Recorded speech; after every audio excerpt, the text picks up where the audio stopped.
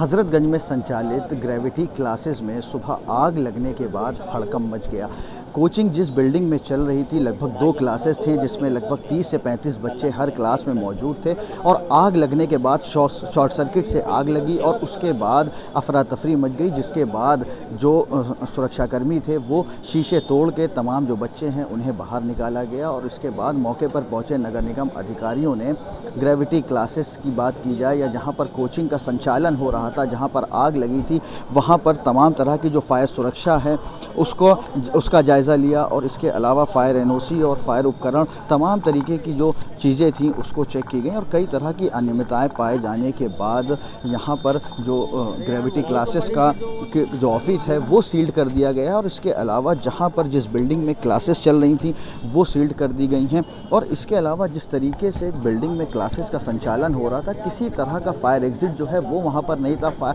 आग लगने के बाद फायर अलार्म है वो नहीं बजा और इसके अलावा साफ़ तौर पे जो फायर एक्सटिंग्विशर थे वो भी कुछ जो काम नहीं कर रहे थे। और इसके अलावा जब नगर निगम के जो अधिकारी हैं वो यहाँ पर पहुँचे और तमाम तरह की जाँच की गई और उसके बाद जो सील की कार्रवाई है वो की गई। और इसी के साथ साथ हम आपको दिखाएंगे, इससे थोड़ी ही दूरी पे जो आकाश बायजूस का जो ऑफिस है वहाँ पर भी नगर निगम के जो अधिकारी हैं वो गए और इसके अलावा फायर सुरक्षा के जो इंतज़ाम है उसका जायज़ा लिया, जिसके बाद कई तरह की जो अनियमितताएं हैं वो पाई गई, जिसके बाद आकाश बायजूस के क्लासेस का जो ऑफिस है वो भी सील्ड कर दिया गया। क्योंकि जिस तरीके से हज़रतगंज इलाके में गलियों में जो कोचिंग का संचालन है वो किया जा रहा है, जहाँ पर फायर एग्ज़िट के अलावा फायर उपकरण के भी इंतज़ाम नहीं है और जिस तरीके की जो लापरवाही है इन कोचिंग संचालनों द्वारा वो सामने आई है, जिसके बाद एक बड़ी कार्रवाई लखनऊ प्रशासन के द्वारा की गई। लखनऊ से अजहर खान, भारत समाचार।